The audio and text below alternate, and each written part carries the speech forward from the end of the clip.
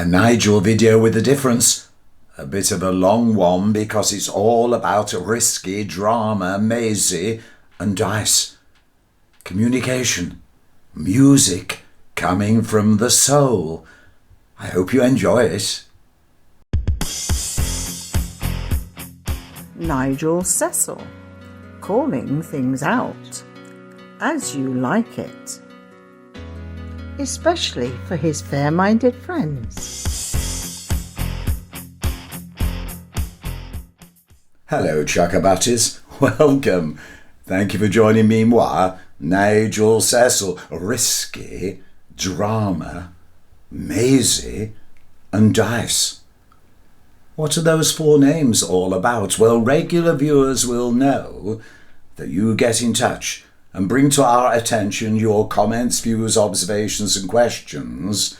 And along with Hillary, we respond by including our thoughts channeled through our experience in showbiz and entertainment. And in the past 209 videos or so, occasionally we drift onto topics that are not really showbiz, but might have some connection. Indeed, we've mentioned Tony Blair, Boris Johnson, Theresa May, Rishi Sunak and Sir Keir Starmer. So now the general election has been declared for the 4th of July, you've been in touch and said, Nigel, who is going to win? Well, we have a theory, and it's called the hand movement theory. What the politicians do with their hands, because you'll probably find out that as we get nearer and nearer the election, the one that uses their hands less is probably the candidate that's going to win. I hear you asking, Nigel, please explain. Well, years ago, it really is now, isn't it, Hillary? Years ago, when I went to Edge Hill College, training to be a teacher, and it's now all posh, Edge Hill University, well, I got a sideline job to supplement the student grant. And I was a nobody working at Top of the Pops, indeed. Top of the Pops. And as a nobody, you actually found out who the genuine stars were, because they didn't care that you were a nobody. They interacted with you. And I met all sorts of stars performing in the 60s.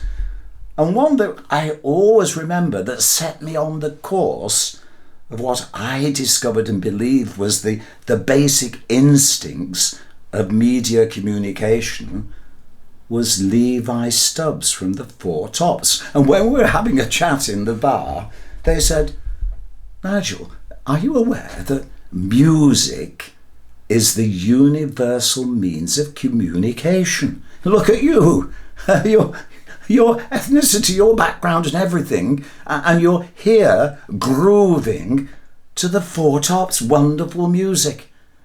Music, the universal means of communication. Levi said it doesn't matter whether you're black, white, wherever, whatever your ethnicity, whatever your culture, whatever your social status, even your religion, you could all come together with the universal language of music. And you suddenly realised, yes, we were all there. There was Lee Dorsey, Desmond Dekker, Jimi Hendrix, everybody, the Supremes. I'm just at a loss. Everybody came together with music, all sorts of us. We all grooved together. We felt it. And so when someone a little bit later said, Nigel, will you do a little bit of media communication for us, coaching and training? And there is a difference.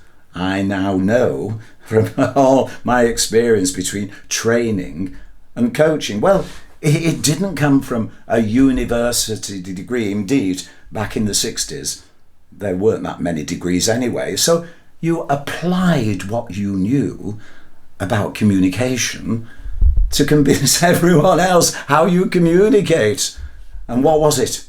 You suddenly thought, well, pop music, the audience anticipate what is coming next. And pop stars, well, they don't do all this body language just because they have to do the body language. They relate to the audience. The audience comes first, because without that buzz from the audience, well, they're nothing. And indeed, you may have spotted it. Some Freddie Mercurys and those who aspire to being. Well, Freddie goes on stage and they raise their hand in the air and everyone is following. Are they? Think about it, because you may have seen groups go on stage and they have to say, "Come on everybody, clap with us." And nobody claps. There's hardly any reaction. They're hoping that they're leading everything. But no, that's not what happens. When you've got a first division star, they feel the audience. They hear the silence. When nothing is happening on stage, it's the magic of thousands being there. And thousands might only be a few, because if you're in a small room, you can still feel the atmosphere. When you walk in, it's like diving into a swimming pool with no ripples anywhere. You don't really know if it's hot, cold, too much chlorine, but the celebrity, the stars at the first division, anticipate diving in because they know what motivates them. They understand it all. And it comes from here. So when we did media communication, all over the world in fact, we analysed what the person was about, if they believed in themselves. And so now you have people going on stage and they suddenly start to, my policies are this, and No, this is all detracting from the soul in here. It's the voice. Back to basics, because a lot of the coaches and trainers now, you leapfrog information. You sort of say, we've done that, the internet's taken over, attention span is now only 4 seconds, and so you miss the salient point. Think of Winston Churchill. There weren't then television cameras here, there and everywhere. We put the symbol on here of the sign, the victory sign. But when those who were aware of things think of Winston Churchill, it's the voice. We shall fight them on the beaches. We shall never surrender. Margaret Thatcher. Margaret Thatcher started with a voice up here. And someone must have said, "Margaret, you can't speak with a voice like that. It doesn't resonate with those you are trying to communicate with." So she was advised to drop her voice. And you say, no, you can't just drop your voice. And the answer is no, you can't. Whoever was advising her had to connect with her spirit, her soul inside that musical rhythm, because the voice is an instrument. And it's like saying, don't play in that key, drop it a few keys. And so then you got the Margaret Thatcher voice. But for her, it worked because she'd found the spirit of what drove her. This lady is not for turning. You turn if you must. And the voice resonates. You didn't need the pictures. And it's the same with a celebrity on stage. A real star doesn't need all the showbiz trappings, the sort of bang wallops and everything. They know they can go on. And even like the David Bowies, I went on tour with David Bowie. They could go on stage just with a guitar and just sing. And the whole audience came alive because with their voice, they had the connection. Now, there's all other trappings you can put on and develop, but it's just the one focal thing. Concentrate. So when it comes to risky drama, Maisie and Tice, well, if what they're doing is using all their hands, that's detracting from the soul of the voice. I mean, when you think about the interaction of all the different cultures, be it Indian with their music, all the different cultures together, music is that universal communication. Elton John, back in 1964, was a keyboard player on tour with the Isley Brothers. The interaction of cultures again.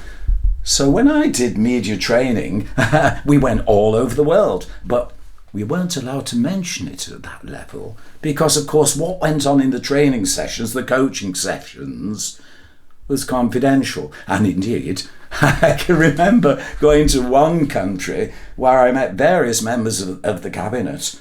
Halfway through, someone said, Nigel, what's happening? And at the back of the room, my interpreter, because I had simultaneous translation, not because it was needed, but you need someone there to make sure that what you've said has been understood. You may say you all are speaking the same language, but little words can make a difference. But of course in music, the beat, the rhythm. And someone said, that looks like the Prime Minister's security detail at the back of the room. And then someone came and said, Nigel, we think the Prime Minister is coming to see you. So I rushed out and I thought, I better put on a collar and tie, because my uniform for coaching and training was jeans and t-shirt. So I rushed out, and a few minutes later I came back, I've got my collar and tie on, and the Prime Minister walked into the room, shook my hands and said, hello.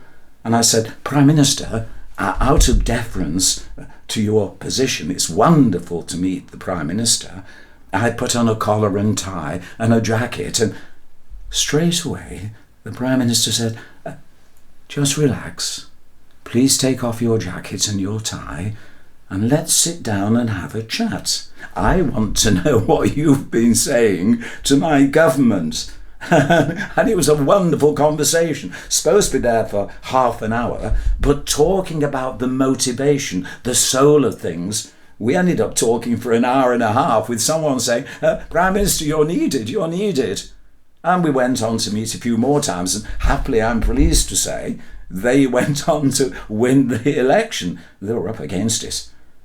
So then we travelled other places, but things change, because the one thing at First Division, you must always know that what is discussed between you and the person and no one else. And the organisation I was working for, well, a younger person took over, not understanding, and this is what I mean, information leapfrogging. They get a position and they don't understand all the implications that go with it. And they said, Nigel, you meet these people and you record things on the video and play them back. We'd like copies of those, please. And I said, No. Well, we're paying for you. We want copies of them. No, said I, that doesn't happen. Because at any sort of level like that, what goes on personally between that politician and me stays between that politician and me. You're welcome to have my comments about what I think, but nothing goes out of that room without the absolute definitive permission of that politician. Well, they didn't like that. So that ended that association. But another country, another nation, well, they said, no, we're not bothered about things like that. The only thing that we're bothered about is the politician happy? And they had this proviso that you could go with any politician they chose, any political party, as long as they subscribed to democratic principles. So, of course, I went to India, the Seychelles, because we met someone there from Ghana, and Latin America, all sorts of places. Had a wonderful time. But eventually, other people take over, and it's like actors. You don't die, you've just fade away, because those who know you, well, they've retired. So there we are. So it comes to this hand action and getting into it.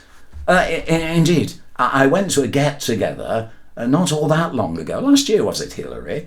And we met Jacob Rees-Mogg. Now, I'm used to analysing what goes on. So I had an opportunity then to present them with something because I thought, we'll see what the reaction's like. It's great because if people react, you can sort of assess them very quickly. And it was not long after the tragedy of Ukraine being attacked by Russia. And we were trying to raise funds within our area to assist Ukraine. And we had these little badges we'd made. And I said to Jacob Rees-Mogg, because I was wearing one, I said, would you like one of our little badges? And it was the way they reacted. I suddenly thought, First Division. Because they had clearly got themselves a character. I mean, we're all characters, but something they related with within their own personality. So they were confident. They were happy within their skin to be Jacob Rees-Mogg.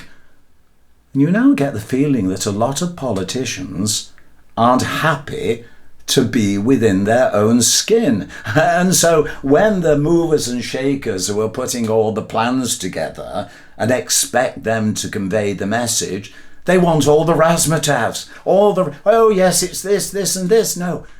But Freddie Mercury, David Bowie, Elton John, they smell the audience. They sense the audience.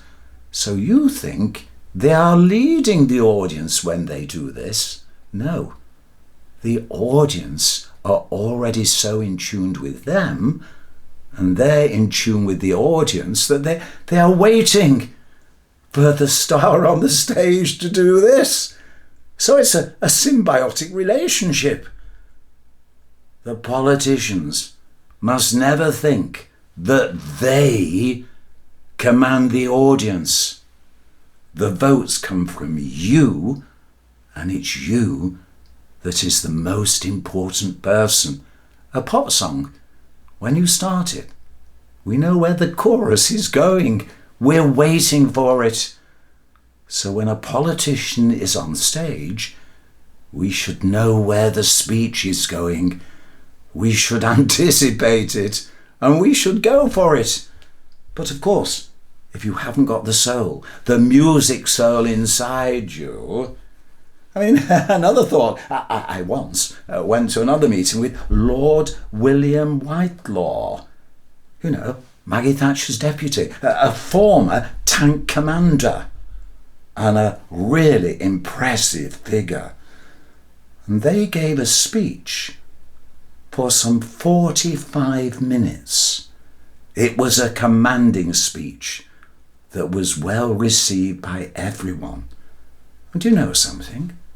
They never moved their hands, other than I think maybe twice, because I was looking and noting about the whole speech. Twice maybe they went, and that was it. The voice was so commanding. You felt the very centre of their body, their belief emanating from the voice. So give me what? An hour with risky drama, Maisie and Tice. Well, of course, I'm just being funny when I really should say Rishi, Starmer, Davey and Tice. Give me an hour with them. Get to their soul through the music. And then they will know how to communicate. They'll no longer have any need to keep waving their hands. Back to Top of the Pops and Levi Stubbs. Music is the universal means of communication. Desmond Decker, when he was at Top of the Pops, bless his cotton socks, a lovely person. They turned up, and in those days, everything was live. Johnny Pearson and his orchestra were there with the music for Israelites. Do you remember that? Get up in the morning, waiting for break. Yes. Well, Desmond was on the set, and the orchestra struck up, And Desmond started, no, man, that's wrong. No, that's, you're not. Johnny said, Desmond, we're playing the music. This is what your record company's provided. No, it's wrong. And I thought, well, even though I'm a nobody, maybe I should just say something, because I was a bit of a disc jockey as well. So I went to Johnny, and Johnny, listen to the record. Listen to the record. So he called up to Dick in the control box and said, Dick, could you just play the record, please? And then a look on the road to Damascus came across his face. He went, yeah, Desmond, would you like to go back on the set? I think we've sorted this out. And of course, they'd got the music. The music didn't have the soul. It's a bit like somebody saying, this is our campaign. This is what we want you to do, Keir Starmer. This is what we want you to do, Rishi Sunak. It needs to have the soul. And so, playing the music, Johnny looked and said, hey, guys, over there, yes, it's a Saturday night. We've all been out enjoying ourselves, and we're all relaxed. We're all chilled. We're all happy. Just play the music as it comes, and if you just miss a note, don't worry. Just go with the flow. And so Israelites started up, and straight away Desmond Decker said, oh, that's wonderful, man, you've got it. And that's what you need in a speech. All the politicians, you need the soul from here. So, as I say, give me an hour with each of those four, and we can see if we can find their soul. But without finding their soul, they're going to be applauding, thinking that they can attract the audience. They can attract the voter. No, they can't, because you come first. You dictate what music you like. And if they're not playing the right music, or even if they're playing the right music at the wrong time and the wrong place or in the wrong key, you won't relate to it. You won't trust them. Trust them. It comes from the soul. And that's how they need to connect. Which is why I come back to saying, if you want to work out what it's all about, well, look at the hand actions. The one who's clapping the least, as they get nearer and nearer, July the 4th, is the one who's got the confidence. They're feeling it from the soul that they know they are going to win. So on that point, I hope that explains things, why I think it's the voice. And indeed, Hillary, you've left me this, haven't you? So to each and every one of you, Won't you shut up? I will.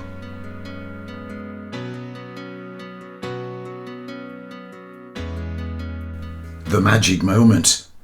John Major found it. Gordon Brown lost it. Do you know about the magic moment? Because it's the magic moment that turns predicted losers into winners. The magic moment.